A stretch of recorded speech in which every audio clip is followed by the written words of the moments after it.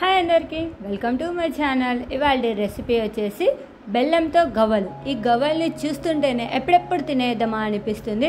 ఇంకా ఆలస్యం చేయకుండా ఈ బెల్లం గవ్వల్ని ఎలా తయారు చేయాలో చూసేద్దాం. ముందుగా కావాల్సినది ఇలా ఒక బౌల్లో పావు కప్పు పేని రవ్వ తీసుకున్నాను. 2 కప్స్ గోధుమ పిండి తీసుకున్నాను. ఒకవేళ పేని రవ్వ లేకపోతే మొత్తానికి గోధుమ పిండి తీసుకోండి. ఇందులో చిటికెడు ఉప్పు యాడ్ చేస్తున్నాను. చూడండి, ఉప్పు నేను చాలా తక్కువ యాడ్ చేస్తున్నాను. ఇందులో చిటికెడు వంట సోడా పొడి,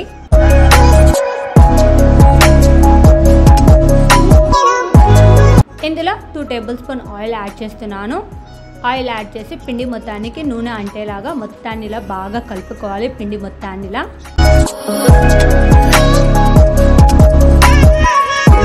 ఇలా కలుపుకున్న తర్వాత ఇందులో కొద్దిగా వాటర్ యాడ్ చేసుకుంటూ పిండి మొత్తాన్ని కలుపుకోవాలి. ఇలా బాగా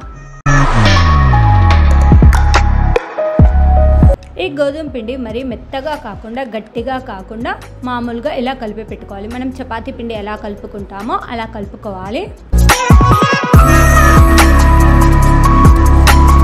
ఇలా కలిపిన తర్వాత ఒక హాఫ్ అన్ అవర్ పాటు నాననిద్దాం. అప్పుడు ఇంకా చాలా సాఫ్ట్గా ఉంటుంది పిండి. ఒకవేళ అంత టైం లేదంటే వెంటనే కూడా మనం చేసుకోవచ్చు. నేనైతే ఒక హాఫ్ అన్ అవర్ పాటు ఇలా నానబెడుతున్నాను. చూడండి, నానబెట్టిన తర్వాత పిండి చూడండి ఎంత సాఫ్ట్గా ఉందో. తర్వాత ఈ గవ్వలు చేయడానికి ఇలా గవ్వల చెక్క ఉండాలి. చూడండి, గవ్వల చెక్క ఈ విధంగా ఉంటుంది. ఒకవేళ ఇలా గవ్వల చెక్క లేకపోతే మన ఇంట్లో ఈ విధంగా ఏదున్నా తీసుకోవచ్చు. గవ్వల చెక్క లేని వాళ్ళు మన ఇంట్లో నూనె గరిట ఉంటుంది కదా, ఈ విధంగా ఉన్న నూనె గరిట కూడా యూజ్ చేసుకోవచ్చు. తర్వాత నానబెట్టిన పిండిని చాలా తక్కువ తీసుకోవాలి. ఎక్కువ తీసుకుంటే గవ్వలు వేయకవు. ఇలా చిన్న ముద్ద తీసుకొని గవ్వల చెక్క మీద పెట్టి ఇలా వేలుతో ప్రెస్ చేసుకోవాలి. ప్రెస్ చేస్తే చూడండి మనకు ఆ గవ్వల చుట్టూ ఉన్న షేప్ వచ్చేస్తుంది. ఇలా చుట్టూ రౌండ్గా వచ్చేస్తాయి. మరి గట్టిగా ప్రెస్ చేయకూడదు, చాలా స్మూత్గా ఇలా ప్రెస్ చేస్తే చాలు. ఈ గవ్వల్ని చాలా తొందరగా తయారు చేయవచ్చు. నేను గవ్వల చెక్క మీదే కాకుండా ఇలా నూనె గరిట మీద కూడా చేస్తున్నాను. చూడండి, మన గవ్వల చెక్క మీద చేస్తే చుట్టూ అనేది చాలా సన్నగా వస్తాయి లైన్లు. దీని మీద చూడండి కొద్దిగా పిండికి చుట్టూ పెద్ద పెద్ద గీతలుగా వస్తాయి. అంతే తేడా, ఎలా చేసినా ఒకటే.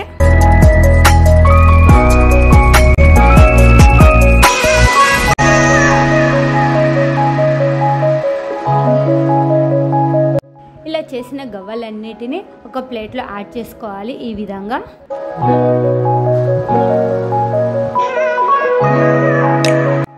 ఇలా ఒక ప్యాన్ తీసుకొని డీప్ ఫ్రై సరిపడా ఆయిల్ వేసి ఆయిల్ హీట్ అయిన తర్వాత ముందుగా మనం తయారు చేసి పెట్టుకున్న ఈ గవ్వలన్నిటిని నూనెలో యాడ్ చేస్తున్నాను. ఈ గవ్వలు కొద్దిగా ఎర్ర పడే వరకు వేయించుకోవాలి. ఈ గవ్వలు వేగటానికి టైం ఏం ఎక్కువ పట్టదు, చాలా త్వరగా వేగుతాయి. ఈ గవ్వలు నూనె ఎక్కువ లాగవు, చాలా తక్కువగా పీల్చుకుంటాయి. ఆయిల్గా అస్సలు ఉండవు ఈ గవ్వలు. ఇలా గవ్వలన్నీ ఎర్రగైన తర్వాత ఇంకా నూనెలో నుంచి వీటిని తీస్తున్నాను. తీసి వేరొక బౌల్లో యాడ్ చేసుకోవాలి. ఇలా గవ్వలన్నిటిని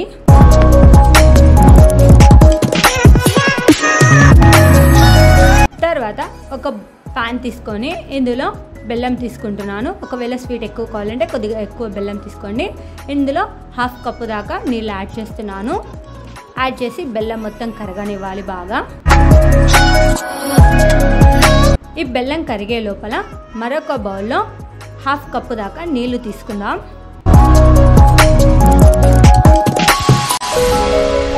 ఇలా బెల్లం మొత్తం కరిగిన తర్వాత ముదురు పాకం వచ్చే వరకు హీట్ చేసుకోవాలి. ఈ విధంగా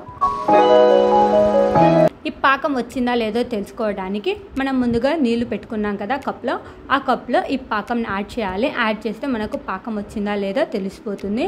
చూడండి, ఇలా ఇంకా రాలేదు పాకం. ఇలా బెల్లం బాగా ఉడికిన తర్వాత ఇలా కొద్దిగానే ఆ పాకంని నీళ్ళలో యాడ్ చేసుకోవాలి. చూడండి, ఇలా యాడ్ చేసిన తర్వాత ఇలా వేళ్ళతో ఇలా అంటే మనకు పాకం వచ్చిందా లేదా తెలిసిపోతుంది.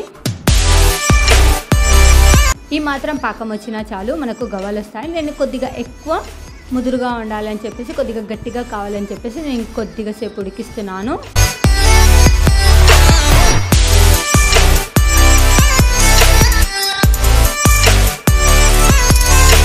చూడండి, ఇలా కొద్దిగా గట్టిగా వచ్చే వరకు, పాకం గట్టి పడే వరకు నేను ఇలా హీట్ చేస్తున్నాను. ఈ విధంగా బెల్లం పాకం వచ్చిన తర్వాత ముందుగా వేయించి పెట్టుకున్న గవ్వలన్నిటిని పాకంలో యాడ్ చేస్తున్నాను. పాకం కొద్దిగా వేడిగా ఉన్నప్పుడే ఆ గవ్వలకి పాకం అంటుకునేలాగా ఈ విధంగా కలుపుకోవాలి. కొద్దిగా చల్లారిందంటే పాకం అనేది గట్టి పడిపోతుంది, కలుపుకోవడానికి వీలుగా ఉండదు. ఈ బెల్లం గవ్వలు చాలా టేస్టీగా ఉన్నాయి. ఇంత రుచికరమైన గవ్వల్ని తప్పకుండా మీరు కూడా ట్రై చేయండి. Thank you for watching my channel.